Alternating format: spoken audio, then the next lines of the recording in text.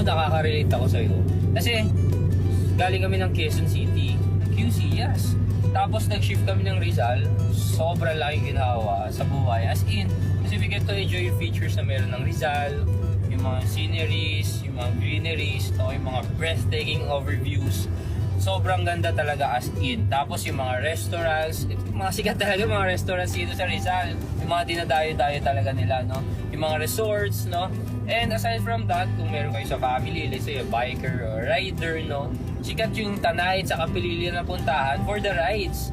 So talaga sobrang dami dito sa Rizal na may enjoy mo at may enjoy ninyo ng family ninyo kapag talaga lumipat kayo dito sa Rizal. And as to developments, di ba sobrang dami nating developments ngayon dito. And ano pa nga ba yung iba doon? Andito na eh. Andito na lahat. Alam mo, perfect mag-invest kasi andito na. May pahingahan. Kapag naghahanap ka ng pahingahan, just to relax. Just a little drive from Metro, papunta ng Rizal. Di talaga hassle kasi yun na. Dito na lahat, pati yung mga future, lalo na sa mga futuristic na ating mapupuntahan talaga natin lahat. Alam mo, isa sa nagustuhan ko dito, very accessible from Manila. Diba? Nasa city ka, ilang hours lang, ilang minutes lang. Andito ka na, ayun oh, ang ganda-ganda ng place, ang daming puno. For sure, napaka-fresh ng air dyan. Yes. At alam mo ba, right after the pandemic, sobrang dami nagsilipatan sa Rizal. Yes, kaya naman ang bilis din talaga naging commercialized ng Rizal. Lalo kapag sa ating mga oldies, di ba, kailangan nilang makalabas-labas, makalakad-lakad para ma-exercise yung kanilang mga katawan. No? Sobrang ganda dito sa Rizal because sobrang laki pa rin ng space natin dito sa Rizal. No? And of course, as to accessibility, development nga natin, di ba, nabanggit natin kanina, yung accessibility in terms of transportation, yung LRT line to natin, nasa dulo na ngayon ng Antipolo. So in terms naman of Ortigas, no, if ever you're working in Ortigas, Pasig, BGC, Makati, magkakaroon din tayo ng LRT line 4, which is along Ortigas Extension. Yes, and ang dulo niyan, alam mo ba kung saan? Saan banda? Sa Manila East, sa may Taytay. Wow, as in dyan sa malapit lang? Yes, sobrang lapit lang, di ba? Lapit. Kaya alam mo, sobrang ganda mag-invest ngayon dito sa Rizal because ang dami talagang possibilities ng development.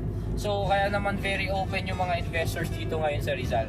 And Alam mo, tama kayo lahat. Kasi andito na lahat ng development eh. Dito na rin, very hospitable din yung mga tao. So kapag nag-relax ka talaga, perfect na puntahan. Perfect. Takas sa Metro Manila. Yes. Takas sa Metro Manila. Takas talaga. Perfect naman. Excited na tuloy ako. Parang, ayun ba yung windmill? You know? Windmill na ba yun? ayun na nga. Yan na nga yun. Malapit na tayo ah. Sobrang lapit na talaga natin.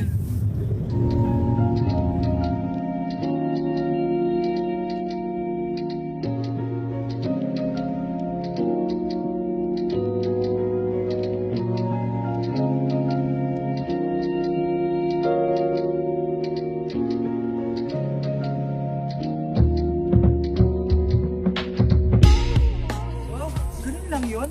Parang ang bilis lang pala ng biyahe natin, no? Tsaka napansin ko, ang lapit lang sa main road. Tapos meron nang ding develop na kalsada. Thank you ah. So, Alvin, Andrew, katulad ko na gustong mag-invest, ano ba yung dapat kong kino-consider sa mga katulad nito? Yes, thank you LJ, no? Kasi nabanggit mo, nakita mo agad, na-notice mo, meron ng pre-existing development yung area, no? So as you can see, meron na agad siyang developed part. And of course, napansin mo rin na walking distance tayo from main highway. So sobrang ganda ng project because it's very near sa highway lang, no? And to answer your question, the factors na kino-consider lagi, no, most especially sa mga buyers na zero knowledge in terms of real estate, is that number one, it's all the location that matters, no? It's the location that matters pa rin at all, no? So gaya nga nung nabanggit natin kanina sa papunta tayo dito sa Living Water Subdivision, yung mga accessibility nito, no, sobrang accessible ng area. Second naman, no, kapag mag-i-invest ka, always under project developers, no, yung mga projects na binibenta ng mga developers, always check the license to sell. Kasi yan ang karamihan sa mga buyers natin, no, yung mga kagaya mo na gusto mag-invest pero zero knowledge pagdating sa mga ganito, no.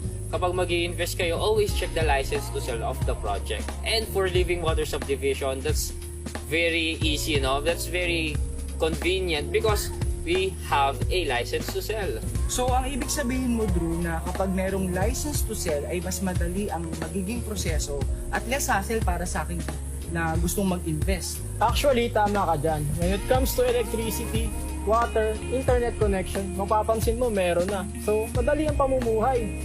Wow, andito na rin pala yung mga basic necessities, no? Tubig, kuryente, and Yeah. wifi. Tama That's ka dyan. very important. Pero isa sa concern ko dito, kasi kung saan ako nanggaling, ay laging bumabaha.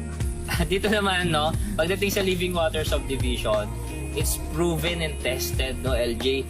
Sa mga previous typhoons natin, most specifically yung Ulysses natin, hindi to inabot, nothing at all, wala to Wala, kahit as ano, in. no. So for Living Water Subdivision, it's flood-free, it's very accessible, we have a license to sell, and sobrang kompleto na, no. We have also amenities as well, we have basketball court, we have Wow. multi-purpose hall, no, and of course, our clubhouse, no? So, kompleto na talaga. And yung base nga sa banggit natin kanina, habang papunta tayo dito, yung mga establishments na malalapit, no? Yung mga churches, hospitals, etc. Lahat. Talagang sobrang ganda ng area na to. Wow, wait lang may hahanapin lang ako Isa-sign up na ba ito ng reservation? Reserve na ba? Ballpen na yung hinahanap Tara na. Let's go!